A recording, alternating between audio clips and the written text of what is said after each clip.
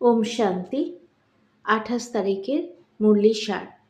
আজকের মুরলিতে আমরা সেমিনার একটা শব্দ পেয়েছি, তাই সেমিনারের মূল হেডিংই হচ্ছে একরস স্থিতির আসনধারী, একান্তবাসী, অশরীরী, একতা স্থাপক, একনামী এবং ইকোনামি।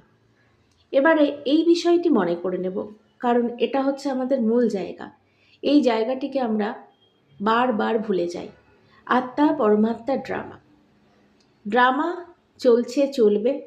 এই ড্রামার বাইরে বর্তমানে আমি সত্য অবস্থায়, অর্থাৎ মূল আত্মা, এবং এই সত্যতেই পরমাত্মা। এবার এই আমি মূল আত্মা শুধুমাত্র সাক্ষী দ্রষ্টা বা অবজারভার। আজ সারাদিন যা কিছু ঘটবে সবটাই নাটক বা ড্রামা, এভাবে বুঝব। অর্থাৎ আমি বর্তমানে রাজ সিংহাসনে বসে প্রজারূপী দাসদাসীরূপী ভাবনাগুলোকে দেখে যাব যে কী ঘটনায় তাদের রিয়াকশন কেমন চলছে। দেহ অভিমান নাটকে, তাই কোনোভাবে বিস্তারে যাব না, কারণ আমি সেই ভারত বা বিষ্ণুপুরী বা বিত্তবান অবস্থা। আমি বুঝলেই সবার বোঝা, তাই নিজের দিকে বেশি ধ্যান দেব, কারণ আমি উঁচু রাজ সিংহাসনে বসে।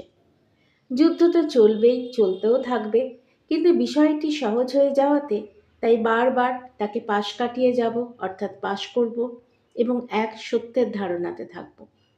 সত্য কি এখন বোঝার ফলে আমি পবিত্র দুনিয়াতে, এটা মনে রেখে চলেছি, তাই সেবাও চলছে। এ কারণ মন ব্রাহ্মণ অবস্থায় এবং শান্তিধামেই বাস বর্তমানে। এই অডিও আমাদের সেই সেমিনার হল, যেখানে সত্যের বাণী প্রচারিত হয়ে চলেছে। প্রতিটি মুহূর্তে মনকে পড়ে চলাই আমাদের সেমিনারের মুখ্য বিষয়। নাটকে বিভিন্ন সিন চলবে, কিন্তু আমি সুখ শান্তির অনুভূতিতে। মনকে যিনি পড়তে পারবেন প্রকৃতই তিনি ইনোসেন্ট। আমরা তো মনকে পড়তে শিখে গেছি, তাই সকলেই আমরা ইনোসেন্ট। ওম শান্তি।